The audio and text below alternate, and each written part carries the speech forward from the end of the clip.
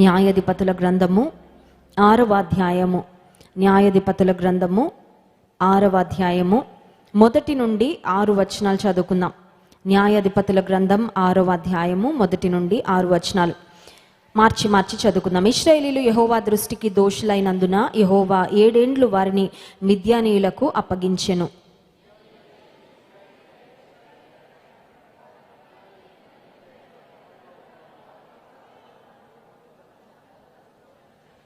ఇశ్రాయేలీయులు విత్తనములు విత్తిన తరువాత మిద్యానీయులను అమాలేకీయులను తూర్పున నుండి వారును తమ పశువులను గుడారములను తీసుకొని మిడతల దండంత విస్తారముగా వారి మీదకి వచ్చి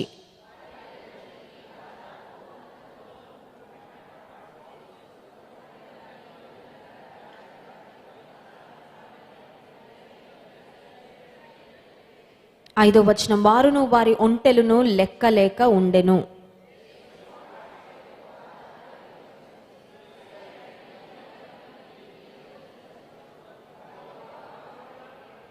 చాలండి. ఇక్కడ ఇశ్రాయేలీయులు ఒక ప్రక్కన కనబడుతున్నారు, మరొక ప్రక్కన వారి శత్రువులైన మిద్యానీయులు కనబడుతున్నారు. ఇప్పుడు దేవుని ప్రజల యొక్క పరిస్థితి ఏంటంటే, మిద్యానీయులంట దేవుని ప్రజలను అణగదొరుకుతా ఉన్నారంట. మిద్యానీయులు దేవుని ప్రజలకు డిస్ట్రక్షన్, నాశనాన్ని కలుగజేస్తున్నారు. వీళ్ళు ఎంతో కష్టపడి పంటలను పండించుకుంటే కరెక్ట్గా పంటలన్నీ పండగానే వచ్చి ఆ ధాన్యాన్ని లేకపోతే పండిన పంటలన్నిటి దోచుకొని వెళ్ళిపోతా ఉన్నారు. సో కష్టం వీరిది, ప్రతిఫలము వారిది, ప్రయాస వీరిది, కానీ దాని ఆశీర్వాదం మాత్రం శత్రువులు పొందుకుంటా ఉన్నారు.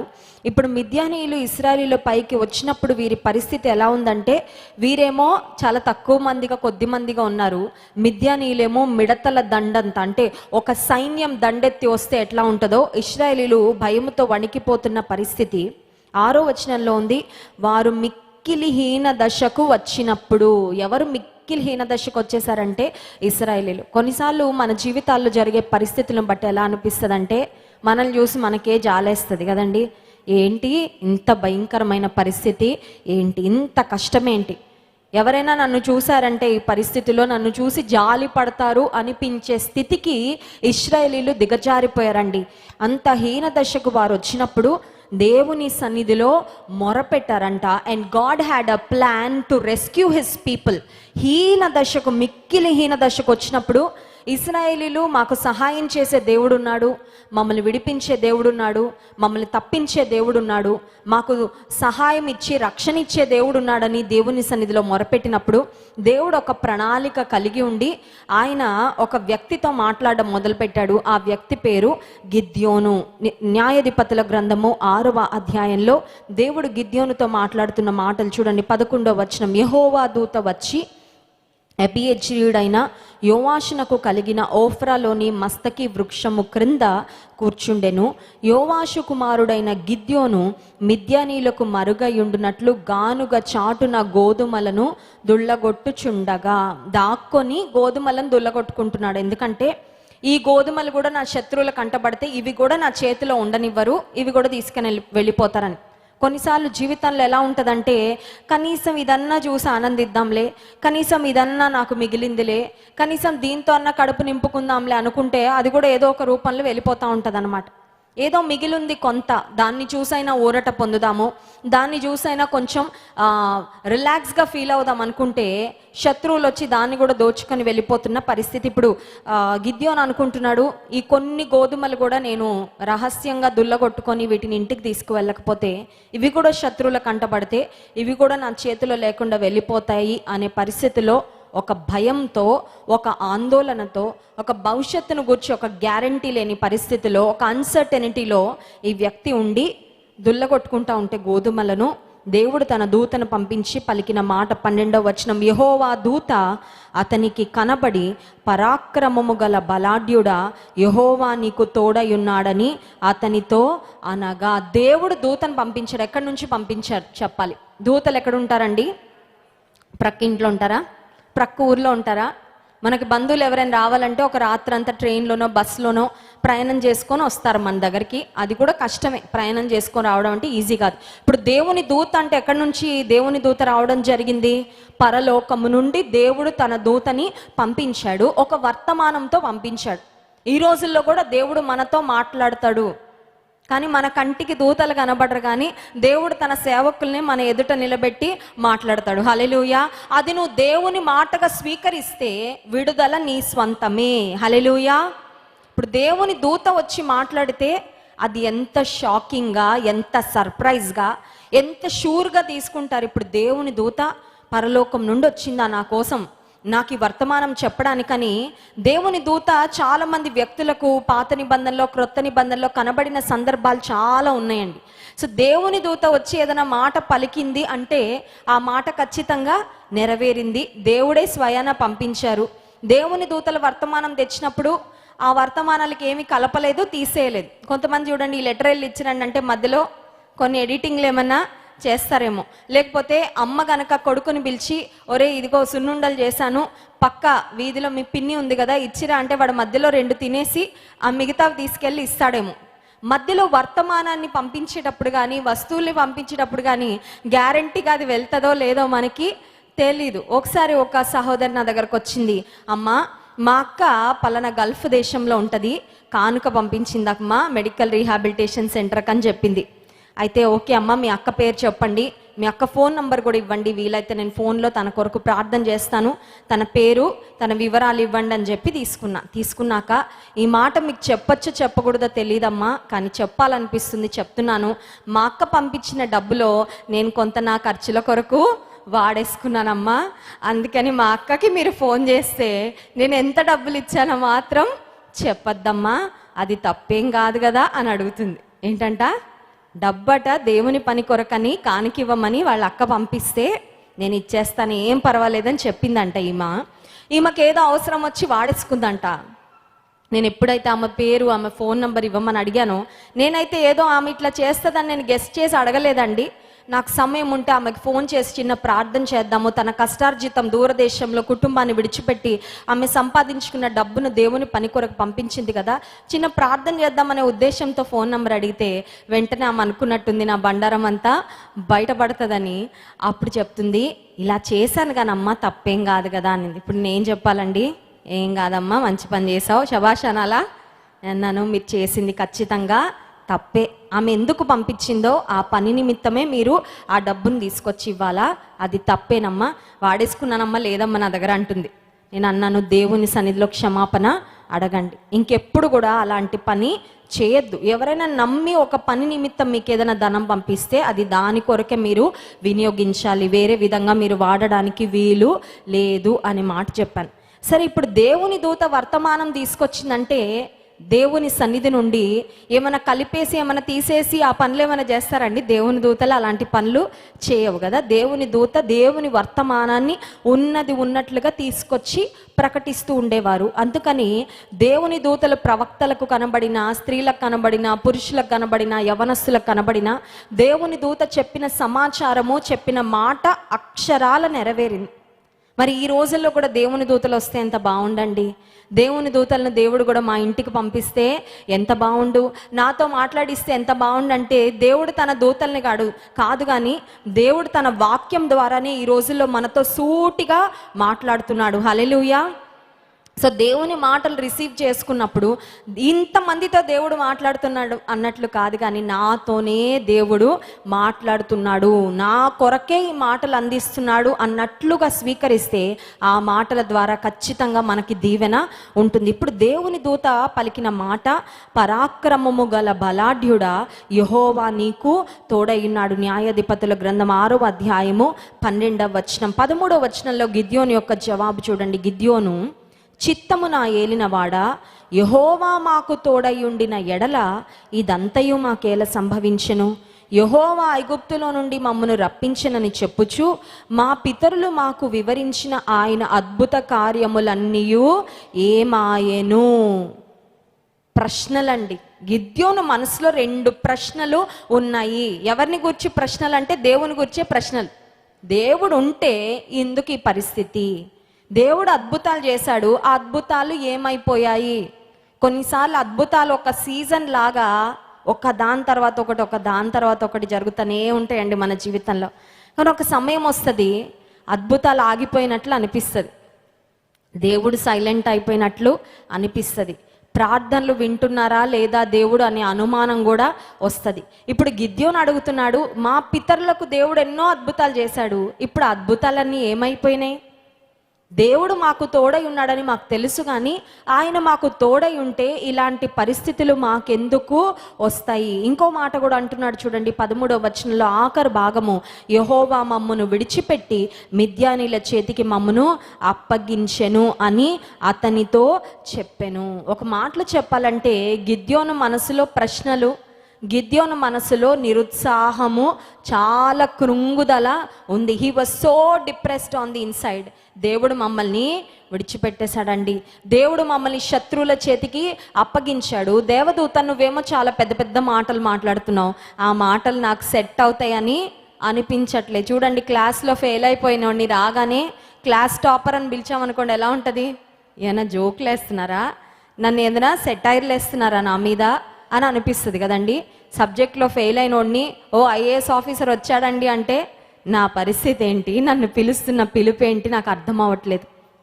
ఇప్పుడు గిద్యోను లోపల కృంగిపోయి నిరాశగా తనని తాను ఒక ఓడిపోయిన వ్యక్తిగా చూసుకుంటా ఉంటే దేవుని దూత చెప్తున్న మాట, పరాక్రమము గల బలాఢ్యుడా యెహోవా నీకు తోడై ఉన్నాడు. అంటే దేవుని దూత తనకి జ్ఞాపకం చేస్తున్న విషయం ఏంటంటే, నీవు బలవంతుడవే. నీ జీవితంలో పరిస్థితులు బాగలేనంత మాత్రాన నువ్వు బలహీన పడిపోవాల్సినంత అవసరం ఏమీ లేదు. ఇంకొక మాట, దేవుడు నీకు తోడై ఉన్నాడని ఒక రిమైండర్ అనమాట. ఇట్స్ ఎ జెంటిల్ రిమైండర్, ఒక జ్ఞాపకము దేవదూత చేస్తూ ఉంటే అప్పుడు చూడండి ఆ మాట 14వ వచనంలో, అంతటా యెహోవా అతని తట్టు తిరిగి బలము తెచ్చుకొని వెళ్ళి మిద్యానీల చేతిలో నుండి ఇశ్రాయేలీలను రక్షించుము, నిన్ను పంపిన వాడను నేనే. బలం ఎవరు తెచ్చుకోవాలంట? ఇప్పుడు ఇంట్లో అమ్మ పాలు కలిపి పెడుతుంది పిల్లలకి, రోజు తాగితే కాల్షియం స్ట్రాంగ్ బోన్స్ వస్తాయి, బాగా ఎదుగుతారు. ఇప్పుడు తాగాల్సింది ఎవరు? కలిపి అమ్మ పెడుతుంది, వేడి చేసి అంత సిద్ధపరిచి టేబుల్ మీద పెడుతుంది, కానీ తీసుకోవాల్సింది ఎవరు? ఇప్పుడు దేవుని దూత చెప్తున్న మాట ఏంటంటే, నువ్వు బలం తెచ్చుకో. బలం ఎవరు తెచ్చుకోవాలి? మనం తెచ్చుకోవాలి. హల్లెలూయా. నాకు ఇలాగే ఉందండి, నా మనసు బాగాలేదండి, నాకు అది అయిపోవాలనిపిస్తుందండి, నాకు ఇది చేసేసుకోవాలనిపిస్తుందండి, ఇంకా నా లైఫ్ అలా అయిపోయింది అనిపిస్తుందండి, ఇలా అయిపోయింది అనిపిస్తుందండి అనుకుంటా కూర్చుంటే అలాగే ఉంటుంది. నువ్వు బలము తెచ్చుకోవాలి. ఎవరిని బట్టి అంటే దేవుని బట్టి. హల్లెలూయా. నువ్వు బలం తెచ్చుకో అంతే. ఒకసారి అంటే ఒక గాడిద యజమానునికి బాగా ఉపయోగపడుతుందంట. గాడిదలు ఆ పాతకాలంలో బాగా యజమానులకి బరువులు మోయడానికి, వాటి మీద కూర్చొని ప్రయాణం చేయడానికి ఉపయోగపడే. గాడిద ముసలిది అయిపోయింది, ఓల్డ్ డాంకీ నాకు పని చేయట్లేదు, దీనికి రోజు అనవసరంగా ఫుడ్ పెడుతున్నానని యజమానుడు ఊరు అవతల ఒక గుంట ఉంటే దానిలో తీసుకెళ్ళి పడేశాడంట. అంటే ఈ రకంగా దాన్ని వదిలించుకుందామని పడేస్తే, ఈ గాడిద నా బ్రతికింతే, ఈ గుంటలోనే చనిపోతానని అనుకోలేదండి. దాని మీద ఊరి వాళ్ళు ఎప్పుడైతే తీసుకువెళ్ళి చెత్త వేస్తూ ఉంటారో ఆ చెత్త దులుపుకోవడం, ఆ చెత్త మీద నిలబడ్డం, మళ్ళీ వచ్చి చెత్తేస్తున్నా ఏం బాధపడట్లా, ఏం కృంగిపోట్లా, ఏం నిరాశ చెందట్లా, ఆ చెత్త దులిపేసుకోవడం, ఆ చెత్త మీద ఎక్కి నిలబడ్డాం. ఆఖరికి చెత్త అందులో పెరిగే కొద్దీ ఆ కింద నుంచి లెవెల్ పైకి వస్తూ ఉంది కదా, ఈ గాడిద దాని మీద ఉన్న చెత్త దులుపుకుంటా ఉంది కాబట్టి చక్కగా పైకి రాగానే దూకేసి మళ్ళీ యజమాని ఇంటికి వచ్చేసిందంటండి. హల్లెలూయా. ఆ గాడిదకున్న తెలివి కూడా చాలాసార్లు మనకు ఉండదు, అవునా కదా? మనుషులు ఏవేమో మాటలు అంటూ ఉంటారు, చాలా సమస్యలు మన మీద పడతా ఉంటాయి, వాటిని దులుపుకోవడం మనకి చేత కాదు. పడినట్టే మీదేసుకొని ఇంకింతే ఇంకింతే కనపడిన వాళ్ళకందరికీ ఇదే చెప్తా ఉంటాం.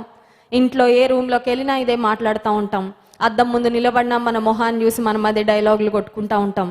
లాస్ట్కి మన పరిస్థితి ఎలా ఉంటుందంటే, మన ఆలోచనలతోనే మన మాటలతోనే మన జీవితాన్ని మనము కిందకి దోసేసుకుంటూ ఉంటాం, కానీ జీవితంలో పైకి రావడానికి మనం చాలాసార్లు ప్రయాస కూడా పడట్లేదు. ఇక్కడ దేవుని దూత చెప్తున్న మాట, దేవుడు చెప్తున్న మాట, బలము తెచ్చుకొని వెళ్ళి మిద్యానీల చేతిలో నుండి ఇశ్రాయేలీలను రక్షించుము, నిన్ను పంపిన వాడను నేనే.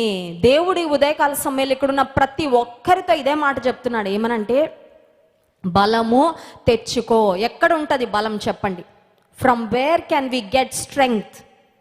భోజనం తింటే బలం వస్తుందండి. ఎంతసేపు ఉంటుంది అది చెప్పాలి? అరిగేదాకా ఉంటుంది, అంతేనా? భోజనం తింటే వచ్చే బలము అరిగే వరకే, కాసేపు కొన్ని గంటల వరకు ఉపయోగపడుతుంది.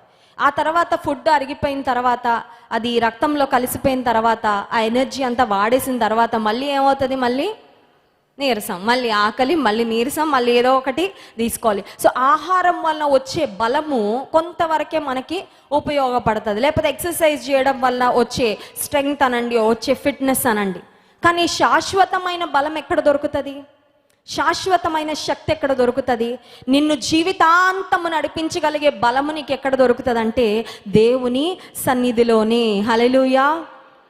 సో ఈ ఉదయకాల సమయంలో ఈ ప్రార్థన వీరుల సదస్సుకి ఎందుకు వచ్చామంటే, మీలో కొంతమంది అనుకుంటున్నారు ప్రార్థన చేయడానికి కూడా నాకు మనసు బలం లేదండి, మాటలు రావట్లా, జీవితంలో వచ్చిన పరిస్థితులను బట్టి నా మనసు ప్రార్థన చేయడానికి కూడా సహకరించట్లేదండి అనే పరిస్థితిలో కొంతమంది ఉన్నారు. ఉదయకాల సమయంలో మీరు మందిరానికి వచ్చారు కదా, ఒక మాట చెప్పనివ్వండి. మీ మనసులో ఏమనిపిస్తుందో ఉన్నట్టు ప్రభుకి చెప్పండి. ప్రార్థన చేయబుద్ధి అవ్వట్లేదు, అది కూడా చెప్పండి. డాక్టర్ దగ్గరికి వెళ్తే ఆకలి వేయట్లేదు డాక్టర్ గారు అని చెప్తారా? చెప్పరా? మరి దేవుని సన్నిధికి వెళ్ళినప్పుడు పరమ వైద్యుడు ఆయన, నీకు ఆధ్యాత్మికంగా ఏ సమస్య ఉన్నా ఉన్నట్టు చెప్తే పరిష్కరిస్తాడు. ప్రార్థన చేయబుద్ధి కావట్లేదా అని చెప్పండి. చేయబుద్ధి అయ్యేలాగా మనసు దేవుడే ఇస్తాడు. హల్లెలూయా. స్తుతించాలనిపించట్లేదయ్యా, be frank, be open, be transparent. యథార్థంగా చెప్పండి. నా బిడ్డలకి ఇట్లా అయిపోతుందేమో అనిపిస్తుందయ్యా, నా భవిష్యత్తు ఇట్లా అయిపోతుందేమో అని భయం వేస్తుందయ్యా. నీ భయాలు దేవునికి కాకపోతే ఎవరికి చెప్తావు? నీలో ఉన్న నిరాశ దేవునికి కాకపోతే ఎవరికి చెప్తావు? నీలో ఉన్న భావనలు ఫిల్టర్ అయ్యక్కర్లేదండి. కొన్నిసార్లు మనం ఫిల్టర్ వేస్తాం కదా. కొన్నిసార్లు మనుషుల ముందుకెళ్ళి కనబడాలంటే బాగా రెడీ అవ్వాలనుకుంటాం. ఒకసారి అంటే ఒక పాస్టర్ గారు, మీ ఇంటికి వస్తామమ్మా ప్రార్థన చేయడానికంటే, ఆమె చెప్పిందంట 2 గంటల తర్వాత రండి పాస్టర్ గారు అని. ఎందుకంటే ఈ 2 గంటల్లో ఇవిడ ఫుల్ మేకప్ అవ్వాలనంట.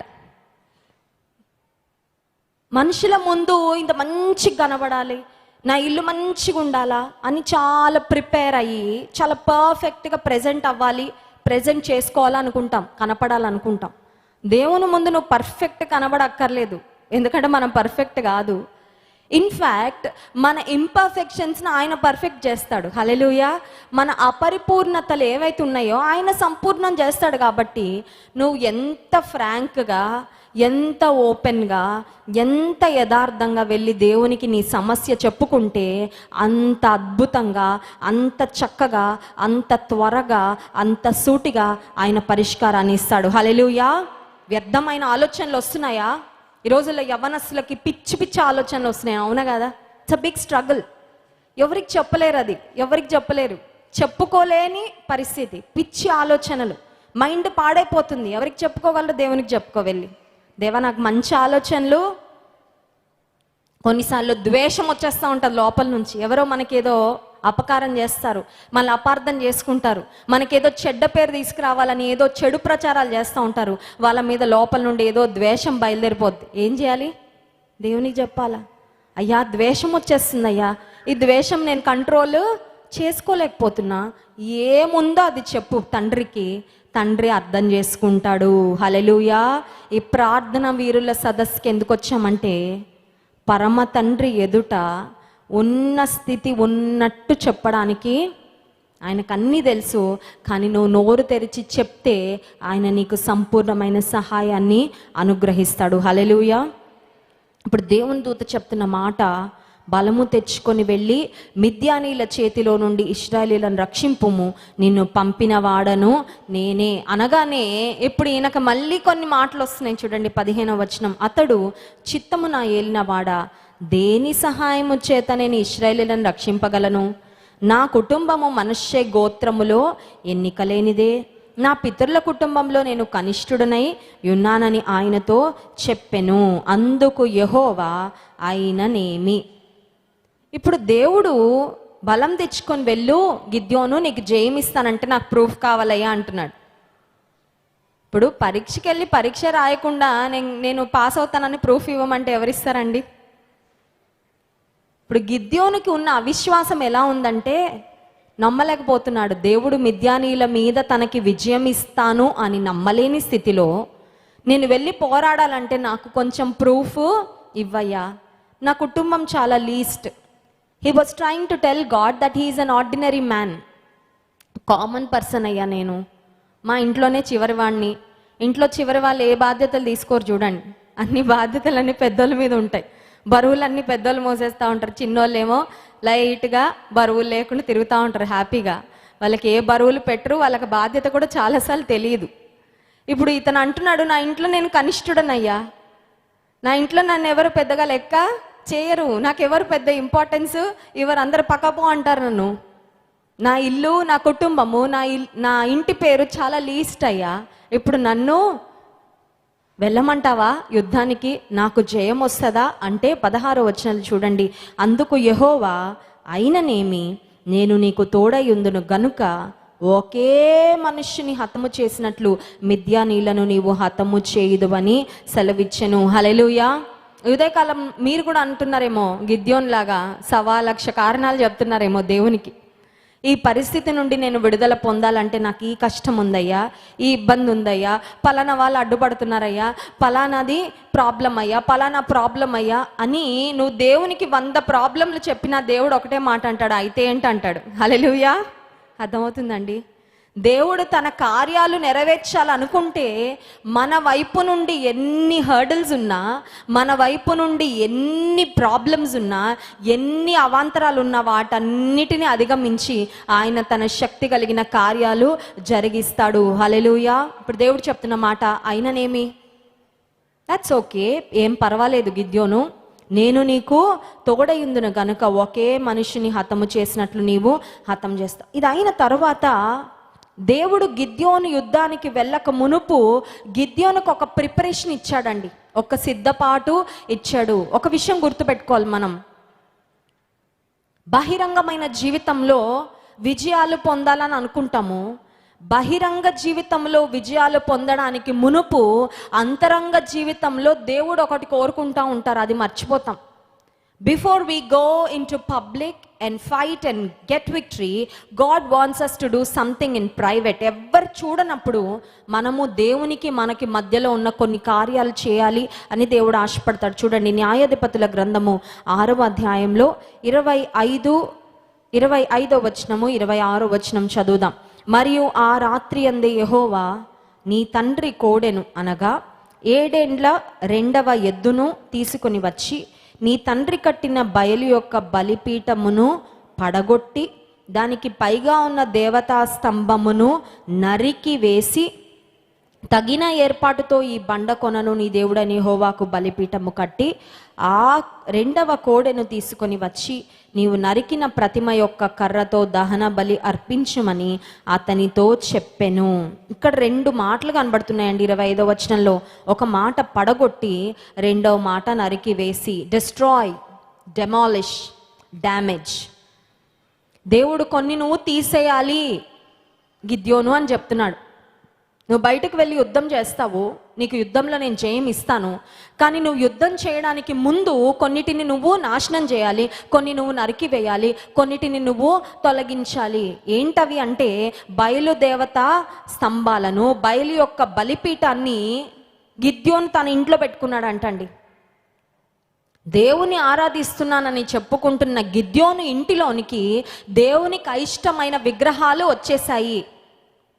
దేవుడు అంటున్నాడు, నేను నీకు తోడుగానే ఉన్నాను, కానీ నువ్వు నా సన్నిధితో పాటు ఇంకొన్ని పెట్టుకున్నావు నీ ఇంట్లో, ముందు వాటిని నువ్వు తీసేస్తే తప్ప నేను నీకు విజయాన్ని ఇవ్వలేను. మనం కూడా మన జీవితాలలో కొన్నిసార్లు కొన్ని రకాలైన అన్య ఆచారాలు, సంప్రదాయాలు, వాటి నుండి విడుదల పొంది వస్తాం దేవునిలోకి. వచ్చాక కూడా కొన్ని ఇంకా మనల్ని పట్టుకొని వేలాడుతూ ఉంటాయండి, అవునా కదా? కొన్ని మన మైండ్లోనే ఉంటాయి. వద్దనుకున్న కొంతమంది మంచి రోజా కాదా అని చూసుకుంటూ ఉంటారు, అవునా కదా? మంచి రోజా కాదా, మంచి గడియనా కాదా, కిటికీ ఇటు పెట్టచ్చా పెట్టద్దా, కొత్త ఇంట్లోకి వెళ్ళగానే పాలు పొంగిచ్చాలి ఎవరు చెప్పారండి? బైబిల్లో ఉందా అది? ఒక గేదెను ఆవను తీసుకొచ్చి పేడ వేయించాలని ఉందా బైబిల్లో? ఎవరు చేయలేదే భక్తులు అట్లా. ఇంట్లో ఇవి చూడాలండి, ఈ కార్నర్ ఇలా ఉండాలి, ఆ కార్నర్ అలా ఉండాలి, ఈస్ట్ ఫేసింగ్, ఫ్రంట్ ఫేసింగ్, ఆ ఫేసింగ్, ఈ ఫేసింగ్, ఇవన్నీ ఉన్నాయా బైబిల్లో? దేవుని సన్నిధి నీకు తోడుగుండడం ప్రాముఖ్యం అంతే. ఈ ఆచారాలు, సంప్రదాయాలు, ఆ తర్వాత మనుషులు చెప్పే పద్ధతులు ఇవన్నీ కాదండి మన జీవితాన్ని గైడ్ చేయాల్సింది. ఇప్పుడు గిద్యోను జీవితంలో కొన్ని విగ్రహాలు ఉన్నాయి. దేవుడు అంటున్నాడు, ఆ విగ్రహాలను తీసివేయకపోతే నేను నీ పట్ల కార్యము చేయలేను. ఉపవాస ప్రార్థనకి ఎందుకు వచ్చామంటే కొన్ని మన జీవితంలో నుండి తీసేయడానికి వచ్చామండి. హల్లెలూయా. తీసేయడానికి వచ్చాము, మన జీవితాన్ని తేలిక చేసుకోవడానికి వచ్చాం. నినివే ప్రాంతానికి వెళ్ళవలసింది బదులు తర్షీషు ప్రాంతానికి యోనా పడవలో ప్రయాణం మొదలుపెట్టాడు కదా. ఓడలో ప్రయాణాన్ని మొదలుపెట్టినప్పుడు తుఫాన్ రాగానే ఆ ఓడలో వాళ్ళందరూ ఒక పని చేశారంటే ఏంటది, they light and the weight కదా. వాళ్ళ సామాన్లు ఏవైతే ఉన్నాయో, బరువు ఏవైతే ఉన్నాయో వాటన్నిటి బయటపడేశారు. ఎందుకంటే వాళ్ళకి తెలుసు తుఫాను వస్తున్నప్పుడు ఓడ బరువుగా ఉంటే చాలా త్వరగా సింక్ అయిపోద్ది. జీవితంలో కూడా చాలా బరువులు మన జీవిత ఓడలో మనం పెట్టుకొని సాగుతూ ఉన్నాం. ఆ బరువులు ఏవంటే దేవుణ్ణి కాకుండా, దేవుని వాక్యాన్ని కాకుండా ఈ లోక సంబంధమైన ఆచారాలను, పద్ధతులను, వాళ్ళు చెప్పారండి, వీళ్ళు చెప్పారండి, ఎక్కడో విన్నానండి, ఎక్కడో చూశానండి, ఇలా చేయాలంటండి, ఇలా చేస్తే మంచిగా జరుగుతుందండి అంటే నువ్వు ఆ మాటలను గౌరవిస్తున్నావనే కదా, ఆ మాటలకు నువ్వు విలువిస్తున్నావనే కదా. దేవుని ప్రక్కన పెట్టి మనం చేసే ఏ పద్ధతి అయినా it is like a wait. అది నీ జీవితంలో ఒక బరువు లాంటిది. ఇప్పుడు దేవుడు అంటున్నాడు, ముందు దాన్ని తీసి పడవే. What is an idol? విగ్రహము అంటే ఏంటంటే దేవుని కంటే ఎక్కువ మనం దేనికి భయపడతామో అదే విగ్రహం అంట. దేవుని కంటే ఎక్కువ దేనికి భయపడతాం, దేవుని కన్నా ఎక్కువ దేన్ని ప్రేమిస్తామో అదే విగ్రహం. దేవుని కన్నా ఎక్కువగా దేని గురించి ఆలోచన చేసి సేవ చేస్తామో అదే విగ్రహం. కొన్నిసార్లు అది మనుషులు అవ్వచ్చు, కొన్నిసార్లు అది ధనం అవ్వచ్చు, కొన్నిసార్లు మన ఉద్యోగము అవ్వచ్చు. It may be anything. ఇప్పుడు దేవుడు అంటున్నాడు, నీవు పడగొట్టాలి, నీవు నరికివేయాలి. దేవుడు ఎవరిని వాడుకుంటాడంటే కడుగబడిన వారినే వాడుకుంటాడు. హల్లెలూయా. కొన్ని కంపెనీస్లో మీరు చూడండి, చేతులు కడుక్కొని శానిటైజ్ చేసుకుంటే కానీ లోపలికి రానివ్వరు. కొన్ని మందులు తయారు చేసే కంపెనీస్ ఉంటాయి, ఫార్మస్యూటికల్ కంపెనీస్ అంటారు. ఆ మందులు తయారు చేసే కంపెనీస్ లోపలికి వెళ్ళే వారికి తలకి కూడా మొత్తం అన్నీ ప్యాక్ చేసి పడేస్తారండి తెలుసా. వాళ్ళు వేరే ఏప్రన్ వేసుకోవాలి, వాళ్ళ చెప్పుల దుమ్ము కూడా ఆ మందులకు అంటకూడదని అక్కడ కూడా వేరేవి తొడుక్కోవాలి, చేతులకి గ్లవ్స్ వేసుకోవాలి, తల వెంట్రుకలు ఏమన్నా ఊడి మళ్ళీ ఆ మందులు తయారీలో ఏమన్నా ఇవి కలుస్తాయేమో అని తలకి కూడా క్యాప్ పెట్టేసుకొని, ఒక మాటలు చెప్పాలంటే వీరి దేహం నుండి ఒక్క మలినం కూడా వాటికి అంటకుండా ఉండేటట్లుగా స్టెరిలైజ్డ్, వీళ్ళు చాలా పరిశుభ్రంగా చాలా జాగ్రత్తగా వెళ్ళాలి. ఆఫ్టర్ ఆల్ ఒక మందుల తయారు చేసే కంపెనీలోని అన్ని జాగ్రత్తలు తీసుకుంటారే. డాక్టర్స్ మనకు తెలుసు, ఒక ఆపరేషన్ చేయాలంటే ఆ డాక్టర్ వాడే కత్తుల దగ్గర నుండి, నీడిల్స్ దగ్గర నుండి అన్నిటినీ స్టెరిలైజ్ చేసి పెడతారు. ఆ థియేటర్లోకి వెళ్ళే డాక్టర్స్ ఏంటి, నర్సెస్ ఏంటి, అందరు కూడా ఒక వేరే వస్త్రధారణలో వాళ్ళు వెళ్తారు. చాలా పరిశుభ్రంగా ఉండాలి ఆపరేషన్ జరిగేటప్పుడు, పేషెంట్కి ఎలాంటి ఇన్ఫెక్షన్స్ రాకూడదని. జీవము కలిగిన దేవుడు కూడా కోరుకుంటున్నాడు మనము పరిశుద్ధంగా ఉండాలి, కడగబడిన వారముగా ఉండాలి. మనలో ఏమైనా మలినాలు వచ్చినా ఎప్పటికప్పుడు వాటిని తీసివేసుకుంటా ఉండాలండి. హల్లెలూయా. ఈ ప్రార్థన వీరుల సదస్సు ఎందుకంటే టు అన్లోడ్. మనలో కొన్ని ఉన్నాయి దేవునికి ఇష్టం లేనివి, దేవుని మనకి దూరపరిచేవి కొన్ని ఉన్నాయి, వాటిని తొలగించడానికి. యెషయా గ్రంథం 1వ అధ్యాయము 15-16 వచనాల్లో ఒక మాట ఉంది చూడండి. యెషయా గ్రంథం 1వ అధ్యాయము 15-16 వచనాలు. మీరు మీ చేతులు చాపునప్పుడు మిమ్మల్ని చూడక నా కన్నులు కప్పుకొందును. మీరు బహుగా ప్రార్థన చేసినను నేను వినను. మీ చేతులు రక్తముతో నిండి ఉన్నవి, మిమ్మల్ని కడుగుకొనుడి, శుద్ధి చేసుకొనుడి. మీ దుష్క్రియలు నాకు కనబడకుండా వాటిని తొలగింపుడి. కీడు చేయట మానుడి, మేలు చేయ నేర్చుకొనుడి. దేవుడు అంటున్నాడు, మిమ్మల్ని నాకు చూడాలని కూడా అనిపించట్లేదు అంటున్నాడు. ప్రేమ కలిగిన దేవుడు ఎందుకంటే అలా అన్నారు? దేవుడు లోకమును ఎంతో ప్రేమించిన ఉంది కదా బైబిల్లో. నాకు మిమ్మల్ని చూడాలనిపించట్లేదు, నా కన్నులు కప్పుకుంటాను, మీరు ప్రార్థన చేసినా నేను ప్రార్థన వినను అంటున్నాడు ప్రభు. ప్రేమ కలిగిన దేవుడు ఇంత కఠినంగా, ఇంత ఖచ్చితంగా ఎందుకు మాట్లాడుతున్నాడు అంటే, దేవుడు నీతి న్యాయముల విషయంలో, పరిశుద్ధత విషయంలో ఆయన రాజీ పడేవాడు కాదు. He is very uncompromising in his character. రాజీ పడాడు దేవుడు. పోతే పోన్లే, ఎలా ఉన్నా పర్వాలేదులే, నా బిడ్డల్ని అంగీకరిస్తాను అనుకోడు. మీరు ముందు కడుక్కోండి, నా రక్తాన్ని మీ కొరకు కార్చాను, నా రక్తము మీ కొరకు అందుబాటులో ఉంది. మీరు చేయాల్సిందల్లా ఏం లేదు, మీ రక్తం కార్చుకోక్కర్లేదు మీ పాప క్షమాపణ పొందుకోవడానికి, మీరు బలవ్వక్కర్లేదు మీ పాపాలు తొలగించుకోవడానికి. నా రక్తములో మీ పాపాలు కడుక్కోండి, నన్ను క్షమాపణ అడగండి చాలు. అప్పుడు నేను మీ వైపు చూస్తా, అప్పుడు నేను మీ ప్రార్థన వింటాను. దేవుడు చెప్తున్న మాటలు, కీడు చేయటం మాని మేలు చేయ నేర్చుకొనండి, మీ దుష్క్రియలు నాకు కనబడకుండా వాటిని తొలగింపుడి. ఉదయకాల సమయంలో ఒక్కసారి ఆలోచించుకుందాం. దేవుని ఎదుటకి మనం వచ్చాము, దేవుడు మనల్ని చూస్తున్నప్పుడు మన జీవితంలో ఏం కనబడుతున్నాయి? ఆయనకి దుష్క్రియలు కనబడుతున్నాయా, సత్క్రియలు కనబడుతున్నాయా? మన పరిశుద్ధత ఆయనకు కనబడుతుందా, లేకపోతే అపరిశుద్ధంగా మురికిగా పాపంతో జీవిస్తూ విగ్రహాలు పెట్టుకొని మన జీవితంలో దేవుని ఎదుటకి మనం వచ్చామా? దేవుడు అంటున్నాడు, మీరు కడుగుకొనండి, మీరు కడగబడాలని నేను కోరుకుంటున్నాను. సరే, గిద్యోను దేవుడు చెప్పిన మాటను బట్టి అన్నిటిని తీసేశాడండి. విగ్రహాలు తీసివేశాడు, తొలగించాడు, వాటిని నాశనం చేశాడు. దేవుడు ఇంకో మాట కూడా చెప్పారు, వాటిని తీసేసి 26వ వచనం, న్యాయాధిపతుల గ్రంథం 6వ అధ్యాయము 26వ వచనం, తగిన ఏర్పాటుతో ఈ బండ కొనను నీ దేవుడైన యెహోవాకు బలిపీఠము కట్టి. నీవు వేటికి విలువ ఇస్తున్నావో, ఏ విగ్రహాలను నీ ముందు చేసుకొని పెట్టుకొని వాటిని రోజు చూసుకుంటూ ఆరాధిస్తున్నావో వాటిని ప్రక్కకు తీసేసి ఆ స్థానంలో దేవుని పెట్టి, when you put God in the right place, దేవుని ఆయన స్థానంలో పెట్టి ఆయనకి ఇవ్వవలసిన విలువ ఆయనకి ఇచ్చినప్పుడు మన జీవితంలో అన్ని పరిస్థితులు చక్కబడతాయి. హల్లెలూయా. దేవుని స్థానంలో దేవుని పెడితే మిగతావన్నీ దేవుడు చక్కబరుస్తాడండి. చాలామంది ఇళ్లలో, కుటుంబాలలో పరిస్థితి ఏంటంటే, ఏ స్థానంలో ఉండాల్సినవి ఆ స్థానంలో ఉండవు. పిల్లలు తల్లిదండ్రులకు చెప్తా ఉంటారు, మీరు ఇలా చేయండి అలా చేయండి అంటే, పెద్దల మాట పిల్లలు వినాల్సింది, పిల్లల మాటలు అది క్రమం కాదు, అది వాక్యానుసారమైన క్రమము కాదు. లేకపోతే డబ్బు విషయంలో ఇష్టానుసారంగా దూబరా చేస్తూ ఉంటారు, లేకపోతే విలువలు ఉండవు, సరైన ప్రార్థన ఉండదు, కుటుంబంలో సరైన క్రమం ఉండదు. ఎవరు చూసినా అంటారు, వీళ్ళు ఇంట్లో ఏంటండి అసలు ఆర్డరే లేదే, ఇంట్లో పద్ధతిగానే లేరేంటంటే, దేవుని స్థానంలో దేవుని పెట్టకపోతే మిగతా ఆర్డర్ అంతా తప్పిపోతుందండి. దేవుని స్థానంలో ఆయనకి మొదటి స్థానం ఇవ్వకపోతే మిగతావన్నీ మన జీవితంలో అవకతవకలు, బ్యాలెన్స్ పోతుంది అంతే. జీవితంలో బ్యాలెన్స్ పోయిందంటే అంతా ఇంబ్యాలెన్సే. ఇప్పుడు దేవుడు అంటున్నాడు గిద్యోనుతో, నీవు నన్ను ఘనపరచు, నా స్థానము నాకు ఇవ్వు, ఆ విగ్రహాలు తొలగించు, అప్పుడు నీ పట్ల నేను కార్యము చేస్తాను. God uses cleansed people. ఈ ఉదయకాల సమయంలో దేవా నన్ను వాడుకో అని నువ్వు ప్రార్థన చేస్తున్నట్లయితే దేవుడు అంటాడు, నా బిడ్డ ముందు నువ్వు కడగబడు.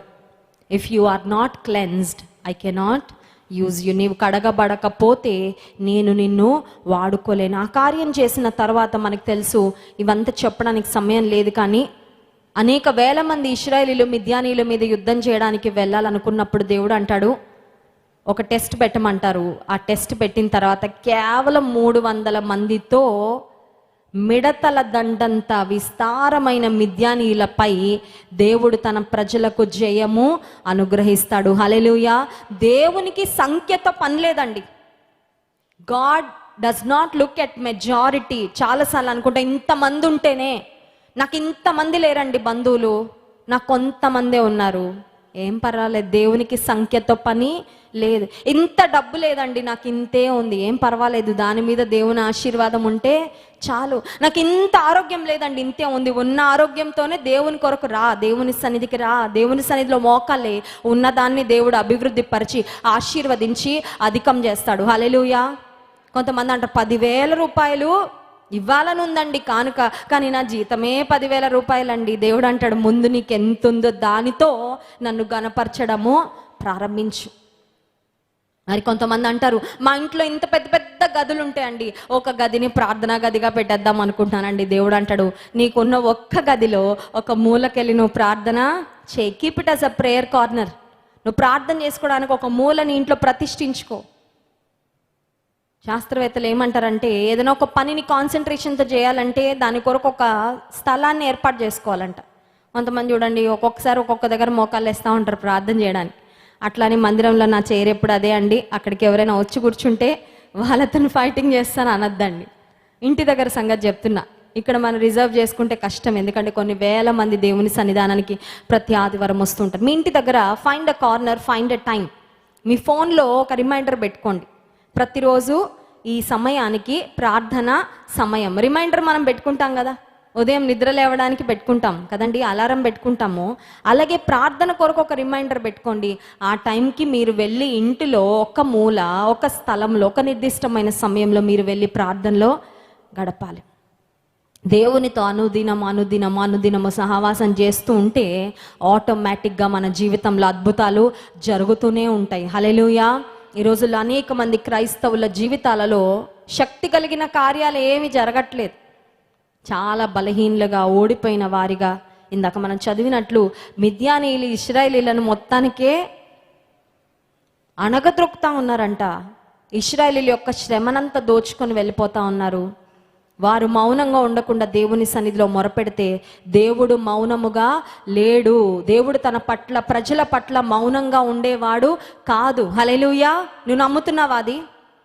నువ్వు ప్రార్థన చేస్తూ ఉంటే నీ దేవుడు మౌనంగా ఉంటాడని అనుకుంటున్నావా? కార్యాలు చేయడంలో ఆయనను మించిన వారు లేరండి. హల్లెలూయా. అద్భుతాలు చేయడంలో ఆయనను మించిన వారు లేరు. తన ప్రజలు మొరపెట్టినప్పుడు వారికి అద్భుతమైన విధానంలో జవాబులు ఇచ్చే వారిలో దేవునికి సాటి అయిన వారే లేరు. నువ్వు ప్రార్థన చేస్తే ఆయన మౌనంగా ఉంటాడా? నువ్వు మొరపెడితే ఆయన మౌనంగా ఉంటాడా? ఈ ఉదయకాల సమయంలో ప్రార్థన వీరుల సదస్సుకు వచ్చిన మనము ఏ పరిస్థితిలో ఉన్నామో ఉన్నది ఉన్నట్లు దేవునితో చెప్దాం. మన పరిస్థితి మొరపెట్టుకుందాము, ఎలుగెత్తి ఏడుద్దాం దేవుని సన్నిధిలో, ఆయన జవాబిస్తాడు. మోకరించండి, ప్రార్థన చేసుకుందాం.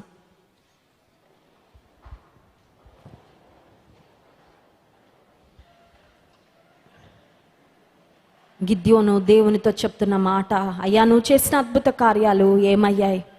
నువ్వు మాకు తోడుగా ఉంటే మాకు ఈ పరిస్థితి ఎందుకు వచ్చింది? నీ జీవితం కూడా ఒక హాస్యాస్పదంగా, ఇతరులు నేను చూసి నవ్వుకుంటున్న పరిస్థితులు నీ బ్రతుకుందేమో, అనగారిపోయిన స్థితిలో ఉన్నావేమో. దేవుని సన్నిధిలో మొరపెట్టుకో. ప్రభువా, ఇదిగో అయ్యా నా స్థితి, ఇదిగో అయ్యా నా గతి, నాకు సహాయం చేసేది నువ్వే ప్రభువా. ఇశ్రాయేలీయులు మొరపెట్టుకున్నారు, వారి మొర దేవుడు విన్నాడు. పరాక్రమము గల బలాఢ్యుడా, యెహోవా నీకు తోడై ఉన్నాడని దేవుడు మాట్లాడాడు. నువ్వు బలహీనురాలివి, బలహీనుడవు కాదు కాదు. మోకాళ్లపై దేవుని సన్నిధిలో నీవు ప్రార్థిస్తుండగా ఆయన బలాన్ని నీవు పొందుకుంటున్నావు.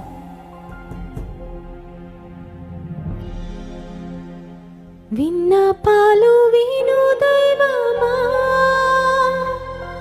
నా కన్నీరు తుడుచు దైవమా,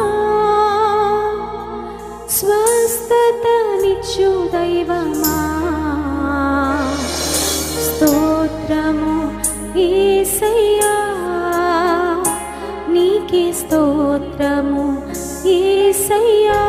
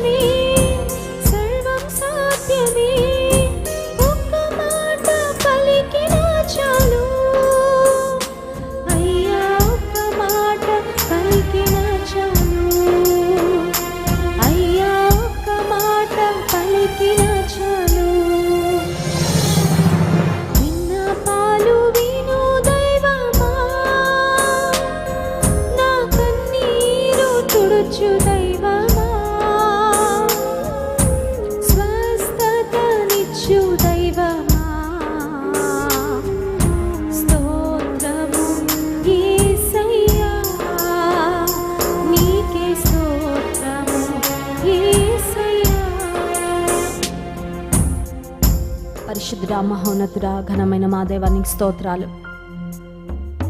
ఉదయకాల సమయంలో మా రోగములు, మా రుగ్మతలు, మా సమస్యలు, ఆ కష్టాలు ఉన్నట్లుగా నీ సన్నిధిలో చెప్పుకోవాలని మేము వచ్చాం ప్రభా. మా మానసిక స్థితి, మా ఆలోచనలు, మా హృదయ స్థితి బాహాటంగా నీ వెరిగిన దేవుడో ప్రభా, నీ సన్నిధిలో చెప్పుకుంటున్నామయ్యా, నీ సన్నిధిలో ఒప్పుకుంటున్నాం ప్రభా. మేము పరిపూర్ణం కాదయ్యా, మనుషులకు కనిపించినంత మంచివారం మేము కాదు ప్రభా. మా లోటుపాట్లు నీ సన్నిధిలో సవరించబడాలని మేము ఆశపడుతున్నాం ప్రభా. మా హృదయాలను కడగండి, మా గృహాలను కడగండి. ఆనాడు గిద్యోనుకు విగ్రహాలు తొలగించమని నువ్వు చెప్పావు నాయన. ఆ తర్వాత విజయం వచ్చింది. మా జీవితాలలో మేము ఉంచుకున్న విగ్రహాలు, వేటిని మేము ఎక్కువ ప్రేమిస్తున్నామో, ఆరాధిస్తున్నామో, అభిమానిస్తున్నామో, వేటికి ఎక్కువ భయపడుతున్నామో, వేటిని ఎక్కువ సేవిస్తున్నామో వాటిని తీసి ప్రక్కన పెట్టి నీ స్థానము నీకు ఇవ్వడానికి మాకు సహాయం చేయి ప్రభా. నేను ఎలా ఘనపరచాలో మాకు నేర్పించండి, నేను ఎలా ప్రేమించాలో మాకు నేర్పించండి, నేను ఎలా మెప్పించాలో మాకు నేర్పించండి. ఈ ప్రార్థన వీరుల సదస్సుకు వచ్చిన ప్రతి ఒక్కరిని ప్రార్థన ఆత్మతో మీరు నింపండి. ప్రార్థన యోధులుగా మమ్మల్ని సిద్ధపరచండి. ప్రార్థన ద్వారా, మోకాళ్ళ జీవితము ద్వారా అనేకమైన విజయాలు మేము చూచినట్లు నీ కృప మాకు అనుగ్రహించండి. మిమ్మల్ని ఆరాధించి స్తుతించబోతుండగా ఆరాధన ఆత్మతో మమ్మల్ని నింపుమని యేసు నామమున ప్రార్థిస్తున్నాం తండ్రి, ఆమేన్.